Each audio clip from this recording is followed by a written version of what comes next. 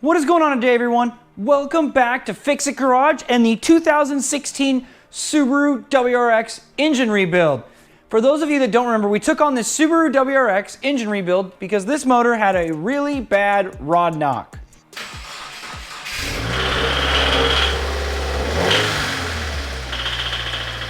Yeah, it did not sound good at all.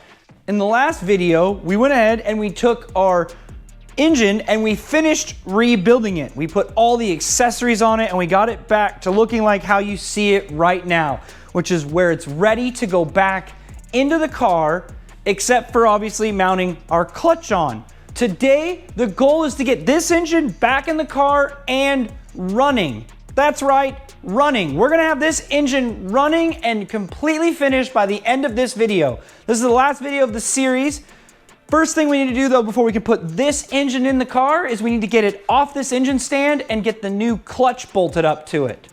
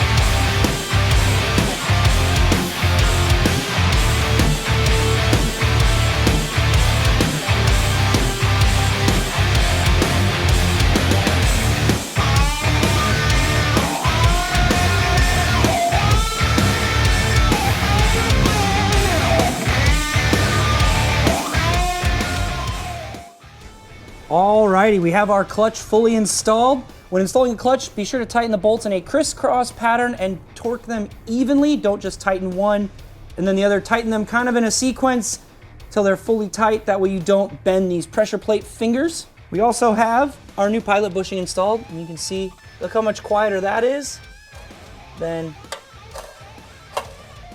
that. That is a lot louder. New pilot bushing is in. We did have one oopsie though when we were getting this thing on the cherry picker last night. When setting it up, I originally had this lower and this came in contact with this and we broke the map sensor. We already have a new map sensor on the way. It'll be here in time for us to start the engine, but it was a mistake. We all make them, it happens. Just be sure to own up to it and fix it. So we're gonna put a new map sensor in it once the engine is back in the car.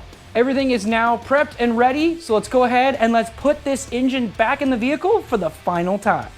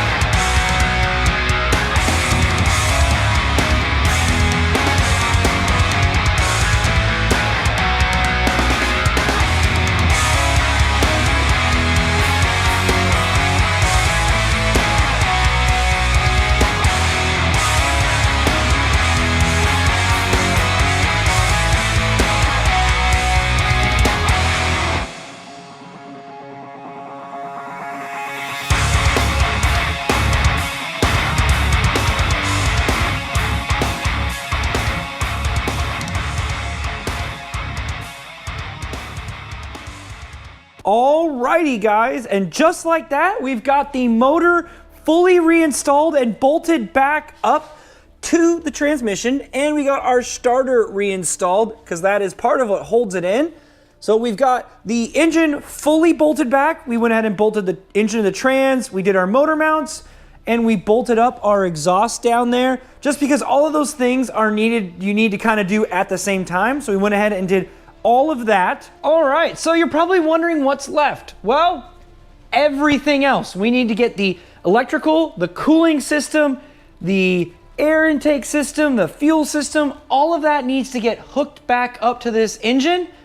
My trick when doing a motor like this, and you're putting it all back together, work back to front. That way then you're not like leaning over stuff. So like the radiator, I'm gonna put that in probably at the very end, but this will allow me to work back to front. It'll give me more room and I won't be like toppling over all the new parts.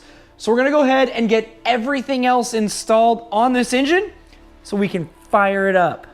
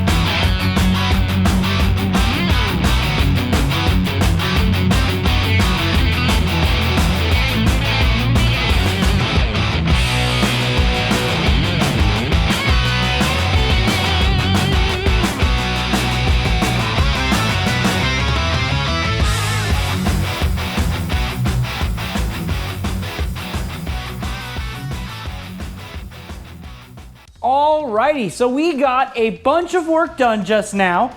Let's go ahead and take a look at everything that we got done. So as we can see, the intercooler is now mounted, but underneath that, we have all of the coolant lines in the back hooked back up. We have our fuel lines, our AC lines, our front wire harness, all hooked back up to the engine. So now everything from here back is fully assembled. We even got our ECU plugged in and fully installed.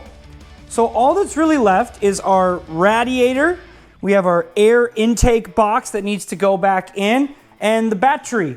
Once all of that is in, this engine on the top side will be fully assembled and ready to start. Looking over at the shelf, we can see that it's pretty much empty. The only other things that we have are the braces and skid plates that go underneath, and we'll install those before we fire it up. But otherwise, we're just about done. That parts pile is a fraction of the size of what it was when we started reassembling this engine. So let's go ahead and let's get that radiator reinstalled and our air intake, and we can get this thing started.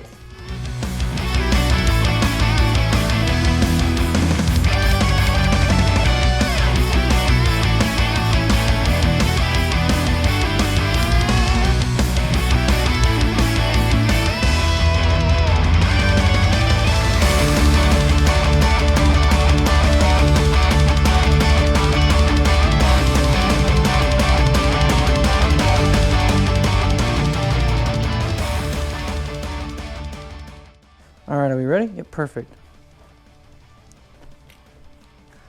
Alrighty guys, so we've got our fluids in it. I went ahead and put the fluids in, hooked up our battery, and it replaced the broken map sensor. So we have the new sensor in, we have our fluids filled up, and it's time for the first start.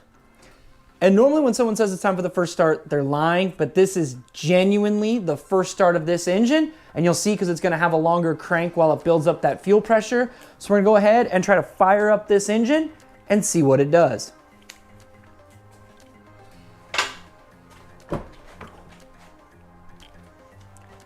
Just for the record, I'm genuinely nervous right now for this first start. First starts for me are always nerve-wracking. Key works, that's good. Let it build up some fuel pressure. All right, we have some fuel pressure. Let's fire this thing up.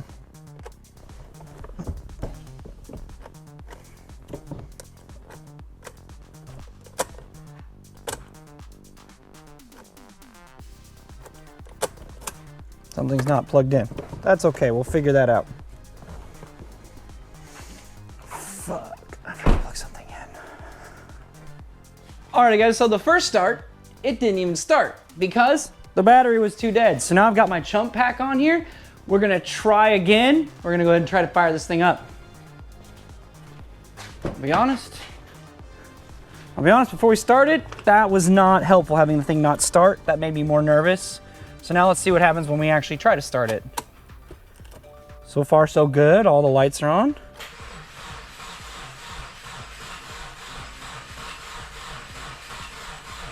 Don't have a lot of power in that jump pack.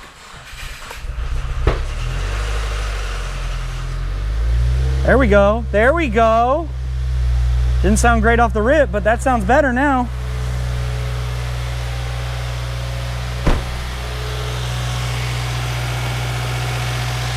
It's running, and it sounds really good. No more rod knock noise.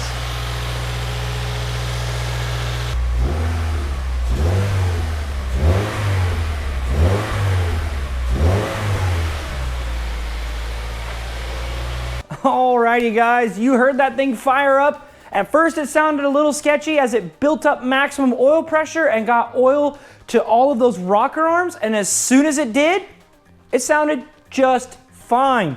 Motor sounded great. We ran the engine until the fans kicked on and the coolant stopped bubbling. We also topped off the coolant reservoir. Now, something I do when I rebuild an engine is I actually put it above the maximum line by a little bit when it's a fresh rebuild in case there's any stuck air pockets. So as we drive the car, it will go ahead and have a bunch of coolant in our overflow to pull in, and it won't run out of coolant. We checked our oil after it was done. Oil level was spot on. Everything about this engine is good to go. It runs great now. We are not going to test drive it because the engine is all we were worried about, just breaking it in. I'm gonna drive it back to the owner after I end this video. I'm gonna go deliver the car. But other than that, everything else is fantastic. And honestly, I feel like most people that watch my channel could probably do this at home themselves. It really wasn't that bad. For an engine rebuild, Subarus, to me, from what I've experienced now, having done multiple EJs and now an FA, this is something you could do yourself. You guys at home could rebuild these engines yourself. Now, if you do and you mess up, not my fault because I'm not there doing it for you. But you guys could easily rebuild one of these at home yourself. You just need to be careful, patient, and reference the service information. And don't break map sensors, but we're gonna gloss over that. We have a new one in there, so it's okay. But this was a fun experience rebuilding the FA engine. Now that I have some experience with the FA motor, I could do this a lot faster the second time around, and I could probably easily do the non-turbo or the turbo engine. The only one really left is the flat 6 motors and the newer FB motors, which would be another interesting one to tear apart, but I've heard the FBs are similar to the FAs. So it'd be kind of interesting to, tear them apart and do some comparisons. It'd be great to have an engine stand of like an EJ single cam, EJ dual cam, FA, FB, and the flat 6, and just have them all so you guys can see all of the differences between all of the Subaru engines that pretty much they've done forever. So now that this car's done, what's next? Well, I'm not gonna tell you, But what I will say is all those shelving units have to get packed up and transported because Fix It Garage is going on the road. That's right, the next project we're not gonna be doing here in the shop. The next set of videos will be taking place somewhere other than here. I have filmed there before, but I'm not going to tell you where right now. But this is going to be one of the biggest jobs I've ever taken on, ever. This will be one of the largest jobs that I've ever had to complete. And the kicker is, I only have a week to get it done. Without context, that a week seems simple, but trust me, once I lay out the project, it's anything but simple. You guys are not gonna wanna miss this next project. The only hint I'm going to give, well, I'll give you 2 hints. First of all, it's not on a Subaru, and it's not on a car. That's all I'm gonna say about it. It's not a Subaru, it's not a car. We are venturing into something different for the channel that I have not had on here, and we're doing a job that, well, doesn't get put on the internet a ton, but it is the biggest undertaking I've done, especially at the location we're going to. I've never done anything like this at this place. So we're taking on that challenge. You guys are not going to want to miss it. I'm gonna get this garage all cleaned up, and the next time we're back here, we're hopefully gonna be doing a major detailing on the truck and using a very special product that I picked up that I've seen other people use, and we're gonna try it out and see if it's as good as everyone says it is. But I've said too much without saying enough. You guys are awesome. I wanna thank all of you guys for the support on this video and on my shorts. You guys are really helping spike the growth in this channel with this, with the tech tip shorts and just watching the videos. So thank you, everybody. With that being said, I wanna thank all you guys for watching. If you like what you saw, don't forget to smash that like button, leave some comments and thoughts down below, and subscribe so you guys don't miss the next project and any other Fix It Garage things that we have coming up. You're not gonna wanna miss it. Thank you guys all for watching. Catch you in the next video. Bye-bye.